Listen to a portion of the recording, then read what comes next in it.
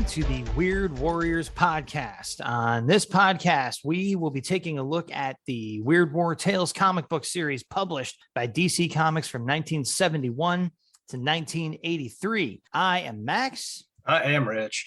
And this episode, we will be discussing Weird War Tales number 17. But first, Rich has some retroactive history for you. Yes, indeed. The art of Nick Cardy has graced the cover of several issues of Weird War Tales. While reading an article about veteran comic creators, I was startled to discover that Cardy had designed the division patch for the 66th Infantry Division, a snarling Black Panther's head. Check the album. As additional little side history minute for the 66th Division, they have an unfortunate early war history. They were on their way to mainland Europe as reinforcements for the Battle of the Bulge.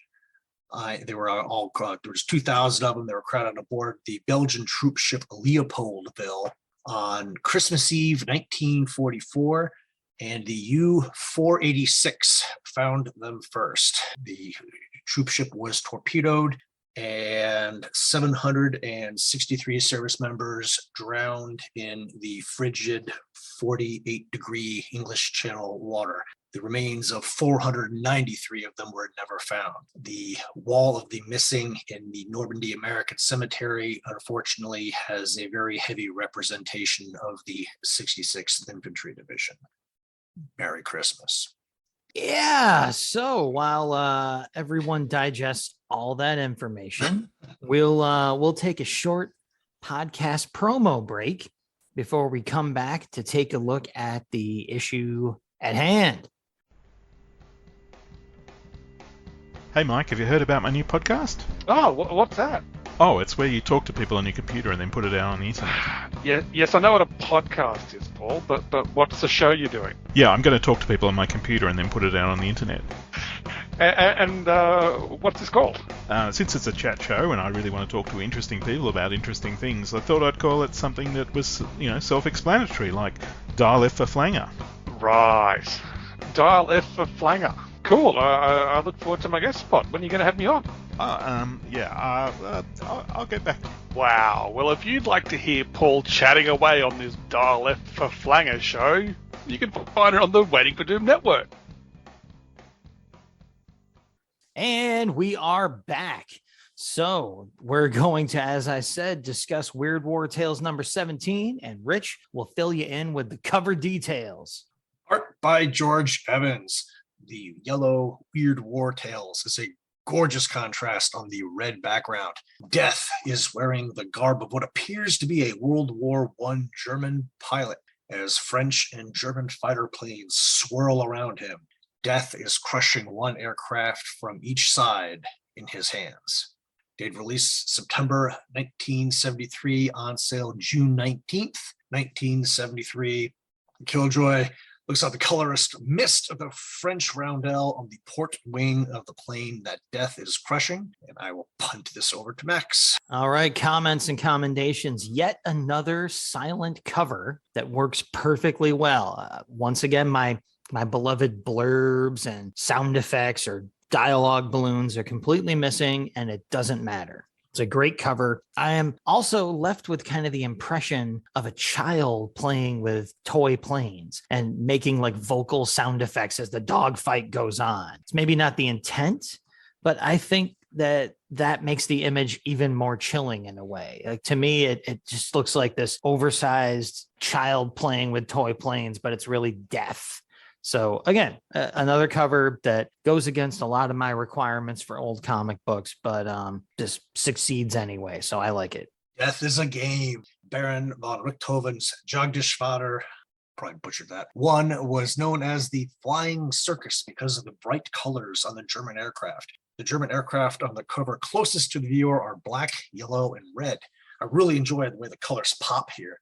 Can't figure out what the German aircraft is that Death has in his clutches, but everything else appears to be Fokker D7s and Spads. Like you said, good cover. Like it. Yeah, I love it. And because the first story is so thick with planes, I have to let Rich do the first story in the issue. So here you go. Yes, you do. Dead Man's Hands. 12 pages, kind of a long one. Story by Bob Conager. Art by George Evans. It's the cover story, vaguely. Colonel Victor Brittain is the commanding officer of a World War I Nieuport fighter squadron based at Compiègne, France. In the middle of a swirling dogfight, he recognizes the plane of German ace von Bechten. The German signals that his guns are jammed, but Brittain, wanting his 10th kill, shoots the helpless German down anyway. As the Nieuports fly for home, the masked German guns defending the gas depot at Neuilly open fire on them. Anyone attacking the depot would be committing suicide. Back on the ground, Brittain orders a 10th kill marking painted on his aircraft as his adoring pilots crowd around. The great von Bechten downed! How do you do it, mon Colonel? With these hands, he replies. They are the hands of a musician, of death. Unlike other aces that collect trophies for their victories, Brittain prefers to throw a model of a German aircraft into the fireplace and play a funeral march on his violin as the plane burns. Denise arrives to deliver a bottle of wine, but the colonel wants more than the wine. He wants Denise to love him, but she feels nothing for the colonel. As Brittain begins to get more forceful, a burst of bullets shatters a nearby window. Brittain and Denise hurry outside and witness a spad in a whirling dogfight over the field with two albatrosses. The lone French pilot downs both German airplanes, and the Nieuport pilots crowd around the pilot as he lands. "I've never seen 2 kills in a single duel," one exclaims.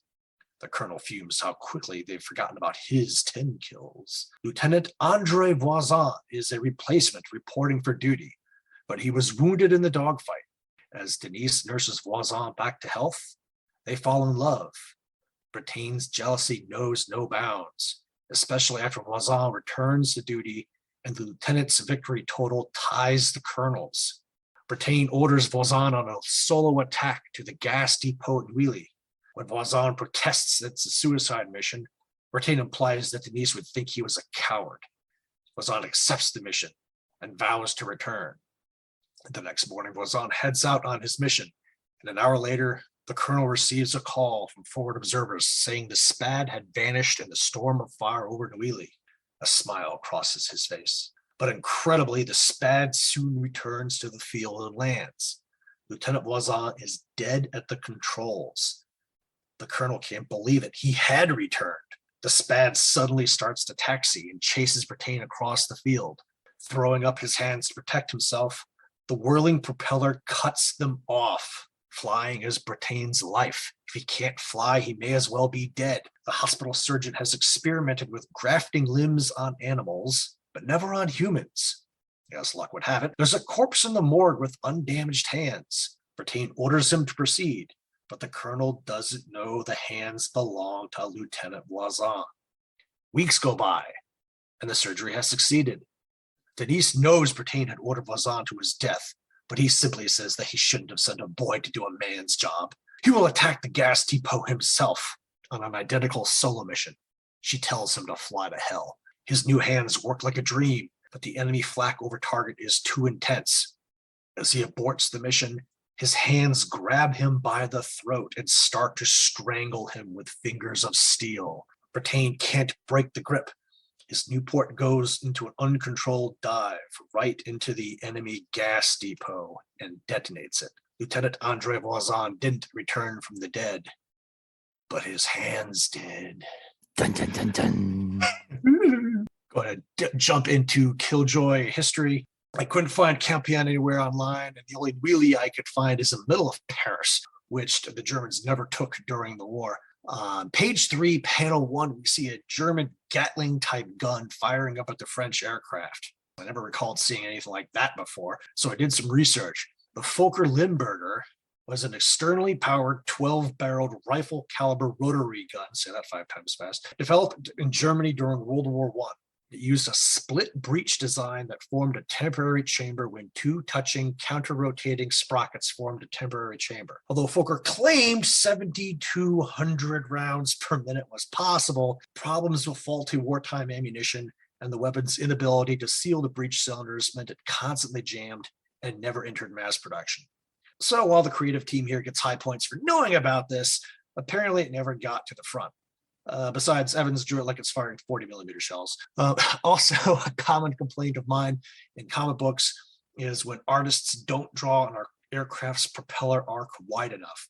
Page 9, panel 2 is probably the best example of this in the story. If the prop is too small, the airplane stays on the ground, guys. Comments and commendations. The great full-page panel on page 1 is very similar to the cover. You can see a flaming body falling from the Newport. Death is crushing. But for an odd propeller-sized bitch, Evans kills the art in this story. Fokker D7s, Spads, Newports, Albatrosses, all the aircraft are recognizable. And Conager masterfully paints the Colonel as a bad guy for shooting down a helpless opponent on the second page. Knights of the Air, we've been over this a couple of times. His lust for Denise and jealousy of Lieutenant Blazon only makes the reader dislike him even more. With a few tweaks, this easily could have been an Enemy A story. I love me my World War I flying stories. 2 thumbs up. Page 2, panel 5, when Brattain banks over the falling von Beckton is a real eye catcher too. Yep. This is a winner. This was a super enjoyable story with a, as you mentioned, mustache twirling villain getting his just desserts, not once, but twice. And I'll come back to that point. Also, as you said, the art here is great. And I'll call out page 4, panel 3, where the Colonel is seen playing an elegy on his violin for his 10th airborne victim. There's some great shifts in perspective in those 3 panels up top. And it really highlights just how much of a conceited jackass this character is right before he does something even worse to make sure we know he's the bad guy when Denise shows up. I really like how the artist is able to flip the camera in each of those panels and bring you through the scene. It's just excellent. I'm not super familiar with George Evans, but I'm a huge fan of him now because of this story and that cover. And we have combat, drama, romance, and vengeance from beyond the grave twice, as I said. Yes, about that ending. We get 2 endings. They really could have left it with the loss of the Colonel's hands, but then we get the reattached hands of the lieutenant strangling the Colonel to death in combat.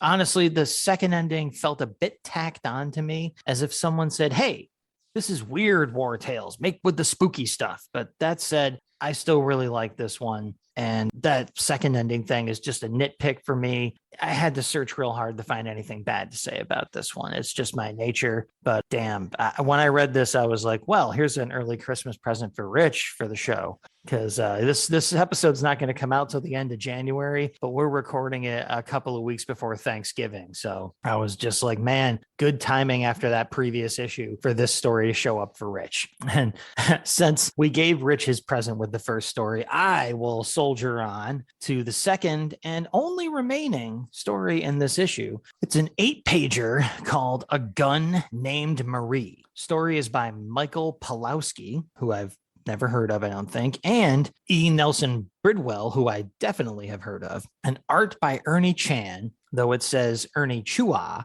in the credits, and we'll get to that later. The synopsis of A Gun Named Marie goes like this. The Battle of the Bulge, December 1944. As a hard-hit American unit pulled back, 3 infantrymen stayed behind to cover their retreat. Glenn Rust was an 18-year-old replacement who had volunteered to be one of those men. He constantly cleaned the gun he called Marie and took some heat from the others for treating the gun like a girl. His dad had been a gunsmith, and Rust had been taught at an early age to treat guns with respect. Empty guns have a way of turning on you when you least expect it. If I keep Marie in good shape, she won't let me down when I need her, Rust says. Major Erich von Strick, a German, if you couldn't pick up on that, strongly believed in the Nazi master race dogma. Other races were vermin to be mercilessly stamped out, and he ordered his men to attack as the Americans withdrew. The 3 GIs, Rust included, inflicted heavy casualties on the Germans, and Rust cheered Marie on as German after German fell to Marie's fire. Finally, the Germans retreated, but Rust was the only American still alive. Von Strick angrily rallied his men in the woods. The Amerikaner and their allies are kaput. We are winning at last. Soon the Fuhrer will rule the world. when one of his own men responded with, "They beat us in Africa, in the Mediterranean, on the beaches of France. It is we who are kaput." Von Strick shoots him and orders the second attack. Once again, Glenn Rust's faithful Marie blasted the advancing Germans until only von Strick remained. One more shot and Rust would rejoin his unit, but Marie was empty. Von Strick knew it and could have taken Rust prisoner, but shot him 3 times instead. Marie fell out of the dying Rust's reach as he moaned her name. Von Strick laughed as he picked up Marie, but was horrified when the rifle spontaneously fired at point-blank range into his chest. "Nein! It was empty! Empty!" he gasped as he died. As Rust joined von Strick in death, he knew Marie hadn't failed him. Good girl. Good. The end of Rust, the end of von Strick, the end of that story. The beginning of Rich's Killjoy was here. I get the idea Rust is supposed to be using an M1 carbine, but Chan did a bad job of portraying it. However, for a story that's supposed to take place during one of the worst winters in a century, there is no white snow anywhere in the story. Everything is orange and brown like sand. This could have been set in North Africa. I got beaten Kasserine Pass, or Italy. Fire the colorist! He's harsh but fair, people. In light of that, I'll take some of the sharpness off the blow and jump into comments and commendations. And I mentioned we were going to talk about the credits for Ernie Chan being Ernie Chua, or however that is correctly pronounced. Probably not the way I said it. Right. From the bastion of truth that is Wikipedia, I will simply quote straight from it. Ernie Chan was born Ernie Chua due to what he called a typographical error on my birth certificate that I had to use until I had a chance to change it to Chan when I got my US citizenship in 76. So there you go. That explains something that I had always known, that those two names were the same person, but I never knew why until we were getting ready to do this show. And I went to, again, the always reliable, never edited by morons Wikipedia. That seems pretty likely to me. I didn't find anything that contradicted it out there. As far as this story, I expected to hate this one, since the whole loves his gun like a woman thing reeks on the surface to me of one of those 1950s reprint stories from the earlier issues of this series. However, in my opinion, the execution more than saves it, and I ended up really enjoying this story. The art was no small factor in that either. You know, Ernie Chan in the house. That first page is beautiful and it's all great, but I have to call out something. So I will call out the first panel of page 3 with the introduction of our German nemesis, von Strick. He could not look more menacing and evil in that picture. It's excellent. I will, however, point out, since this is my nature, a bit of storytelling that threw me off for a second. There's a transition from the last panel of page 3 to the first panel of page 4 that leaves me no reason to think that the guy standing up to get a better bead on the Germans isn't Glenn Rust, our main character. So for a moment, it looked to me like we lost our protagonist a bit early there. Other than that, this was a surprisingly solid story for me, as I mentioned, and I can't leave without mentioning the sound effects work, which was excellent. I love me some big, bold, classic sound effects, and these pages provided me with plenty of them. I was a happy guy. 2 stories, 2 Germans with von in their name. I liked the way the writers kept hammering home every German Marie killed was an extra chance for life for Rust. Each bullet was like a breath of air to a drowning man. Page 5, panel 4.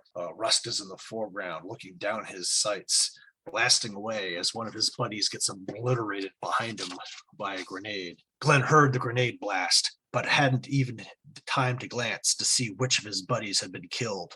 He was too busy killing others because he didn't want to die. Life had never been sweeter than now, when it might end at any moment. That's a pretty good piece of writing right there. Let's just be honest. Love it. And page 2, panel 3, when Rust is cleaning Marie, it looks like a still from a 50s war movie. Great capture. And a sidebar, right after von Strick orders the second attack, there's a full page ad for The Shadow, Who knows what evil lurks in the hearts of men? Right there, it almost fits into the story, and it threw me off just a little bit. And I'm going to be a little bit of a dick here when the story says Marie hadn't failed him. Yeah, she kind of did. Where was that magic bullet 10 seconds ago? Now you're going to die. Hey, man, hell hath no fury, like a female rifle scorned, even though she wasn't scorned. But, you never know. You never know where he went wrong. And Marie had to teach him a lesson at the end there. And that shadow ad, I'm glad you mentioned it, because I didn't pull it out for my example ad in the issue, but it's a Michael Kaluta full page shadow ad. It's freaking beautiful. Yeah. So damn good. Very good. So stories fully accounted for. Again, we still got 20 pages of story in this issue, even though it was only 2 of them. We will move on to our much beloved APO Weird War Tales letters page, and Rich will kick it off.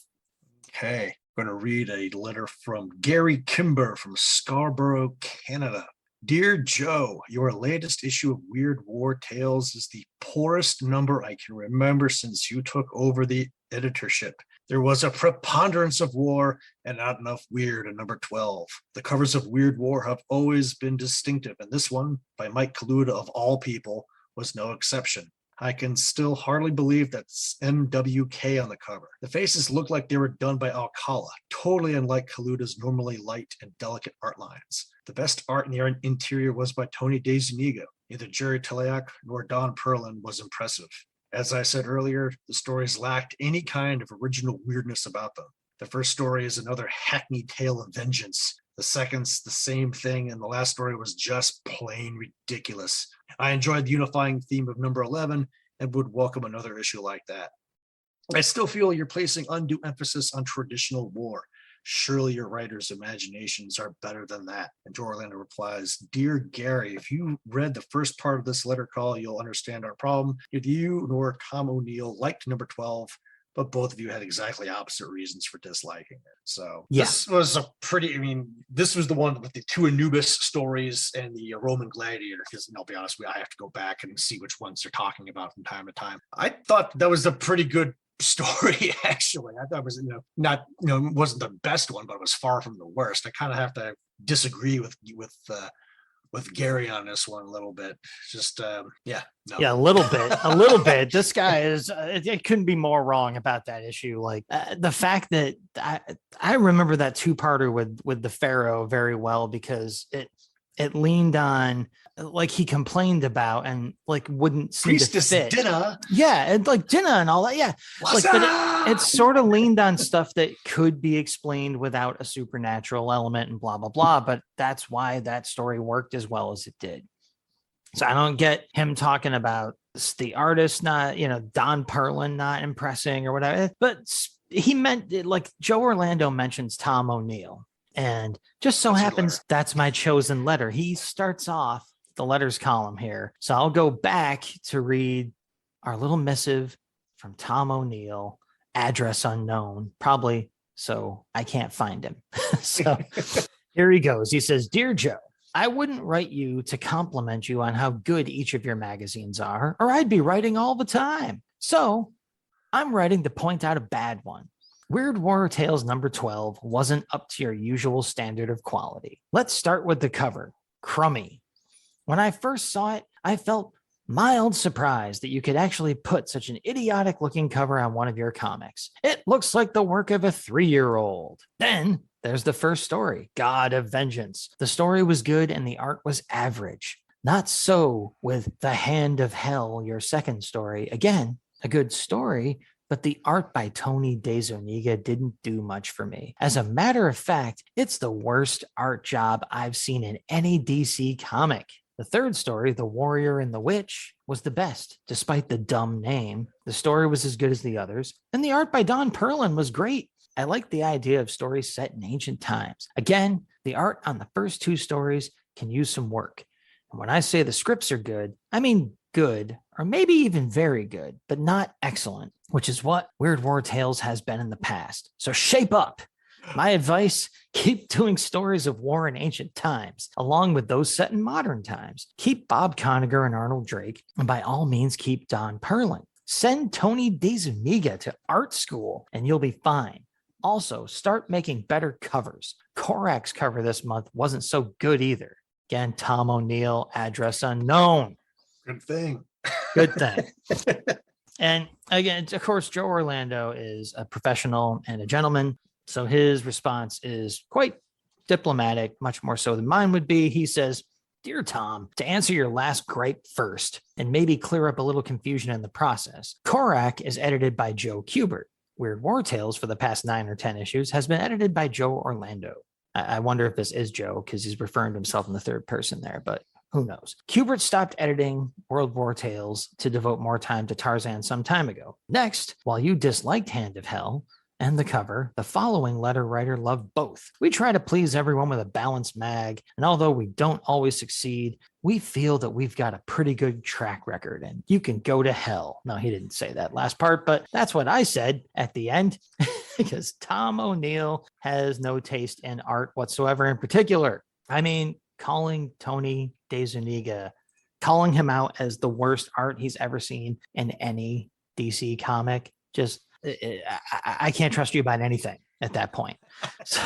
So we're gonna move on from that little bit of wisdom and spotlight our ads in this issue that jumped out to us. Now I'll kick it off, and we've got an ad that shows up between pages 2 and 3 of A Gun Named Marie. We have a house ad for Strange Sports Stories, a title which I've seen covers from online over the years, but I've never yet read. The cover of the issue featured in this ad shows the devil pitching at a baseball game in full baseball uniform and a living lawn gnome or a dwarf or some such creature out bowling at an alley packed with human onlookers. I mean, I got to give this series a try at some point, right?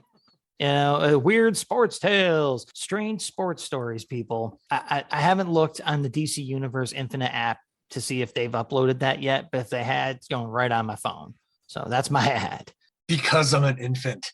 The secret seat bomb. Place this secret seat bomb under the cushion of any chair or couch. When someone sits on it, the bomb goes off with a blast. You'll get a million laughs. Completely harmless and may be used over and over again. Satisfaction guaranteed or money back. Sorry, minimum order is $1. Damn, not a whole dollar. That's 2 weeks allowance. These are 50 cents. Guess I'll get 2. I'm sorry, was there some rule about calling these things whoopee cushions in 1973? Apparently not. A different vendors had earlier just called them whoopee cushions. Well, maybe they knew it'd be in a war book. So they figured they'd call it a seat bomb. Secret. A secret seat bomb, yes. Double secret probation seat bomb. Double detonation. Fool your Fantastic. friends. I mean, can be used multiple times. Yeah, not once you use it on one of your parents, it can't. The dog gets a hold of it or the cat. Yeah, you're done for. So there we go. We got 2 stories. We got 2 enjoyable, if somewhat negative letters, some great ads. And now we have our section called Got Any Last Words? Indeed. Good stories, decent ads, good letters page. Much better than last issue. Dead Man's Hands ruled the roost. Fun issue all the way around. Me likey. I agree. A great issue indeed. Only 2 stories, but neither one felt bloated or padded out. And I didn't feel cheated when the issue was over either. It's a fine return to form. And as we're going through this, I made a note to talk about something that just occurred to me while we were doing our synopses. And there's a carryover kind of in theme from last issue, from the one story we liked in the previous issue that had the guy who was constantly having his body parts replaced. Well, there was the theme of the replacement guy who, had come in to replace someone who had died. And that is mentioned in A Gun Named Marie. Glenn Rust is a replacement. And then in the first story in this issue, we have a dead person's hands getting grafted on to someone. So I just thought that was kind of funny that we technically have some recurring themes just from one issue to the next. And, could be more than likely a complete coincidence, but it just jumped at me as we were going through the issue here. Weird. Anything is possible. Yeah, weird indeed. How weird. Exactly. So we got last words out of the way here. And for our next section, to wrap it up, we're going to go over to the Dead Letter Office, where normally we talk about social media, likes, retweets, shares, all that fun stuff. But right now we are in between new episodes. So that's where the Gmail address comes in. And in particular, this is where Jason Zeller's awesome emails come in to save us all from having nothing to say here in the Dead Letter Office. As you may know, Jason is listening through all of our episodes from the start and writing in as he finishes them, which is awesome. So let's see what Jason has to say about Weird War Tales number 5 and number 6. So his first email goes like this. Weird Warriors, great cover that made me think the Germans hung the wrong man. My favorite story from issue 5 was Human Trigger. It was very intense as I felt the soldier's stress trying to get clear of the mine. I kept wondering, how is he going to get out of this one? Slave, an all-time favorite here on the show. That story was very well done too. I honestly thought the bird was going to free the prisoner at the end so they would be free together, but alas, not to be. Yeah, I was hoping that too when I first read it, but nope, just takes off. The framing story. Yeah, he's just gone. Like, buddy, you gonna die. I gotta go. The framing story was just screaming. Now, this is interesting to me.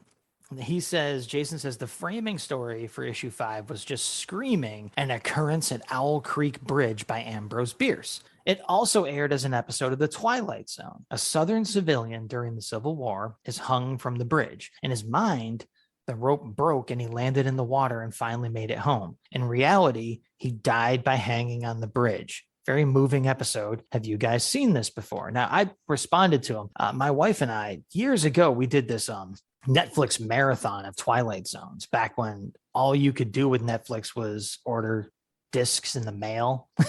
And so I feel like we must have seen that episode because we got every disc in the series, but maybe that episode just wasn't on those discs because I don't remember it. So I didn't know if you had seen that one or remembered it at all. No. All right. Well, he's got us there. I haven't seen very many of the Twilight Zones. So I've seen the big ones, but I don't recall ever seeing this one.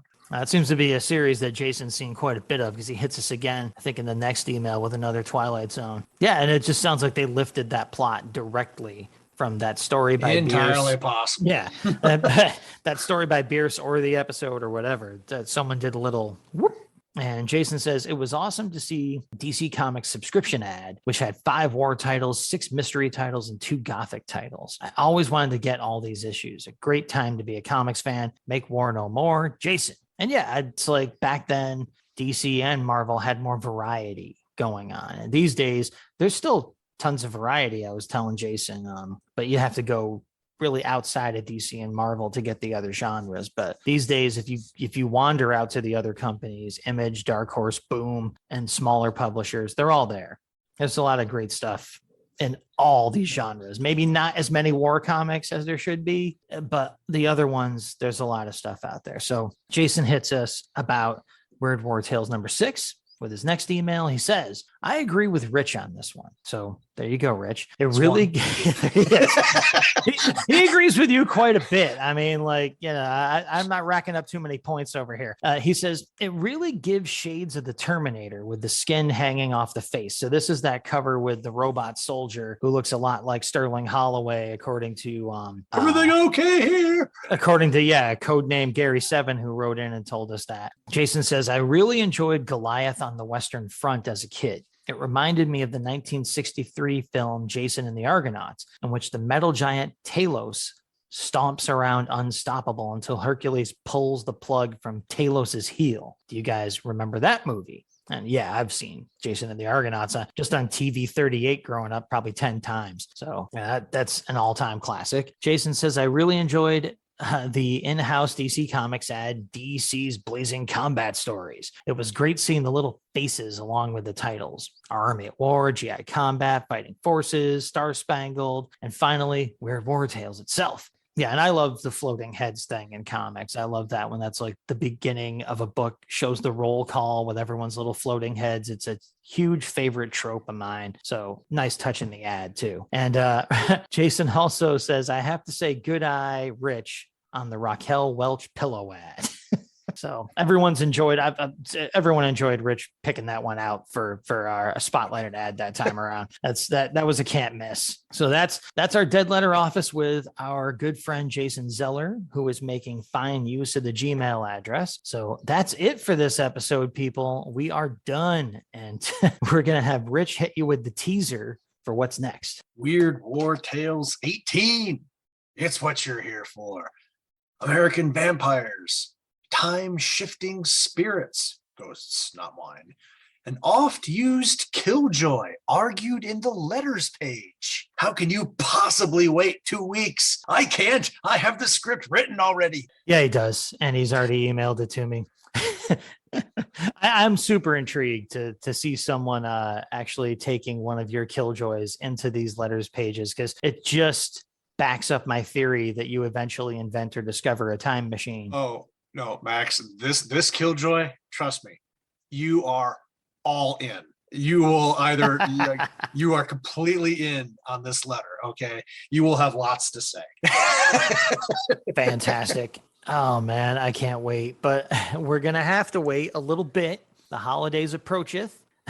So, happy Thanksgiving in the past, everyone, because I said this episode comes out the end of January 2022, but we're the Weird Warriors. Happy Martin Luther King Day. Yeah, happy Arbor Day, everybody. Just pick one. I don't know. My birthday's around here someplace. We're the Weird Warriors. We don't have to follow the rules of time. We have a time traveling mouse somewhere around here. So until we figure out which timeline we are on, I'm Max. I'm Rich. We are the Weird Warriors. This is the Weird Warriors podcast, and we promise to make war no more.